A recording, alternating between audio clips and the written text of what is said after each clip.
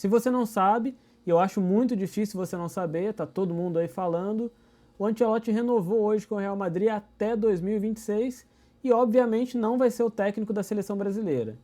Isso era muito possível de acontecer. A CBF vinha falando aí sobre esse acordo, esse possível acordo com o Ancelotti para assumir a seleção brasileira no meio do ano que vem. O próprio Ancelotti nunca se posicionou em relação a isso. Sempre quando questionado ele falou, olha, eu sou técnico do Real Madrid, e hoje ele renovou com o Real Madrid por mais 2 anos, vai ficar até 2026, e a gente fica aqui pela primeira vez na história com uma seleção brasileira praticamente sem técnico, o Diniz é o interino, e a gente nem sabe da continuidade do trabalho dele, e a CBF sem presidente, tem um interino também na CBF. Muito possivelmente esse é o pior momento da história da seleção brasileira. Eu digo possivelmente porque eu tenho 34 anos e eu não posso dizer da história inteira da seleção brasileira. Se eu dissesse que sei tudo o que já aconteceu na seleção brasileira, eu estaria mentindo aqui para você, e esse não é o meu intuito, mas de tudo que eu acompanhei, esse é o pior momento sim que eu vejo da seleção brasileira. Tirando talvez aí o momento do 7-1, que foi um problema dentro de campo. Hoje a seleção brasileira tem problema dentro e fora de campo,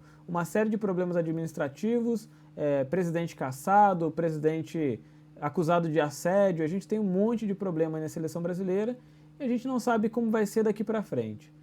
Essa história do Ancelotti sempre foi muito mal contada. O Ancelotti nunca disse que viria, o Edinaldo sempre disse que tinha certeza que ele viria, que tinha um acordo aí supostamente assinado, mas nunca ninguém confirmou essa informação. Sempre ficou uma situação supostamente resolvida aí de boca entre o Edinaldo e o Ancelotti. Se a gente for pensar aqui, se a gente for analisar o mínimo, o Ancelotti não tem nem muito motivo para vir para a seleção brasileira. Uma seleção que passa por sérios problemas administrativos, com muita dificuldade dentro de campo. O trabalho do Fernando Diniz é muito complicado para a seleção, muito complicado os resultados que ele conseguiu. E olha que eu sou fã do Fernando Diniz, eu torço para o Fluminense, como alguns aqui sabem, como eu já disse aqui no canal. Esse canal não é um canal de Fluminense, mas eu torço para o Fluminense, mas eu falo de todos os times. Tento ser o mais imparcial possível e nem um pouco clubista. Falo aqui do Flamengo quando tem que falar, falo do Vasco, do Botafogo, como eu falei muitas vezes no ano passado. Mas eu sou sim admirador do trabalho do Diniz. Mas acho que para a seleção brasileira não está funcionando e acho que não vai funcionar. Eu acho que hoje a gente deveria procurar uma outra opção. Mas para mim não teria sentido o Ancelotti assumir um trabalho numa seleção que tem resultados ruins e que tudo que possa acontecer daqui para frente, se ele assumisse, é claro, a única coisa que ele poderia fazer que seria reconhecida é ser campeão na Copa em 2026. Se por acaso ele não fosse campeão, qualquer resultado é tratado como fracasso na seleção brasileira, como a gente viu aí nos últimos anos. E não está errado o brasileiro interpretar às vezes como fracasso, porque a gente vem sendo acostumado, aí eu, por exemplo, na minha infância, eu vi o Brasil chegar a 3 finais de Copa seguidas, eu vi o Brasil ter em campo 4 melhores do mundo ao mesmo tempo, né? A gente teve o Kaká, Ronaldinho Gaúcho, Ronaldo Fenômeno e Rivaldo jogando juntos, e eu tive uma infância de uma seleção brasileira muito forte. Então a gente se acostumou com esses resultados, a gente se acostumou a ser a melhor seleção do mundo.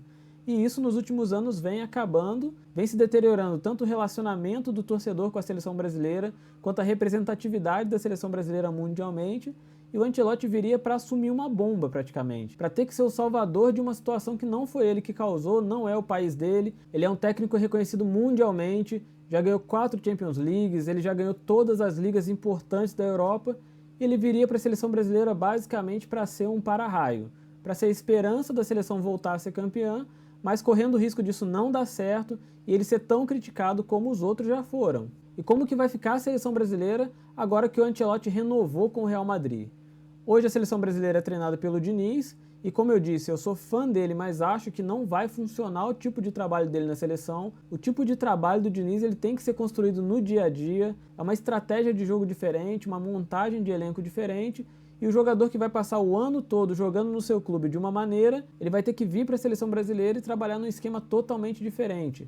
E essa curva de adaptação no dia a dia já é complicado. Imagina fazer isso 2 ou 3 vezes no ano e achar que a seleção vai funcionar perfeitamente como funcionaria num clube. No Fluminense isso demorou dar certo no São Paulo, e na seleção brasileira não seria diferente. As opções que a gente teria para assumir o lugar do Diniz, se a CBF não for efetivar ele, seriam principalmente o Abel Ferreira, o Dorival Júnior, algumas pessoas falam do Rogério Ceni, outras pessoas falam do próprio Jorge Jesus. Eu sinceramente acho que nesse momento o melhor nome para assumir a seleção seria o Abel Ferreira. E eu vou te dizer por que eu acho isso. O primeiro é porque ele conhece o futebol brasileiro, ele está acostumado com a nossa dinâmica, com a nossa maneira de entender futebol e já entendeu a importância que a seleção tem para o torcedor aqui no Brasil. E além de tudo, ele tem um estilo de jogo muito prático. O Abel Ferreira é um técnico extremamente objetivo, resultadista e que pode montar um elenco que jogue de uma maneira mais tradicional, digamos assim, que tem uma curva de adaptação baixa, até porque ele joga mais ou menos como os jogadores estão acostumados a jogar na Europa e que vai conseguir estabilizar a equipe e buscar os resultados aí o mais rápido possível, voltar a fazer a seleção brasileira ganhar ponto aí nas eliminatórias, voltar as coisas à normalidade. O trabalho do Diniz é um trabalho bastante complexo, que vai demorar a funcionar na seleção brasileira. Como eu disse, eu nem acredito que vá funcionar no modelo que é hoje, e eu acho que o Abel Ferreira é a melhor escolha nesse momento. Além dele tem o Dorival, que poderia fazer um bom trabalho, tem o Jorge Jesus, tem uma série de outros técnicos aí, mas eu acho que o Abel Ferreira seria a primeira opção aí para assumir a seleção brasileira. Vamos acompanhar o que vai acontecer nos próximos dias. Talvez efetivem o Fernando Diniz, o que eu acho difícil por conta dos resultados que a seleção teve com ele nessa curta passagem até agora. Eu votaria em Abel Ferreira, acho o mais possível, mas vamos ver o que vai acontecer tanto com a CBF quanto com a seleção brasileira aí nos próximos dias e torcer aí para as coisas voltarem ao normal. Bom, esse foi o meu último vídeo no ano.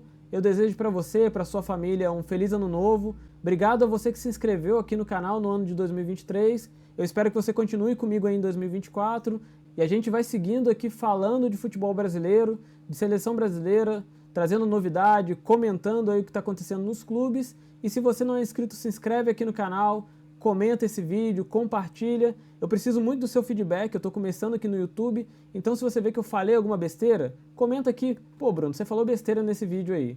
Para mim vai ser bastante válido. Se você achar também que alguma coisa eu tive razão no que eu estou comentando, comenta aqui também, deixa a sua opinião, porque isso é muito importante. E se você assistiu até o final, muito obrigado e até o próximo vídeo que deve vir no ano que vem. Feliz Ano Novo!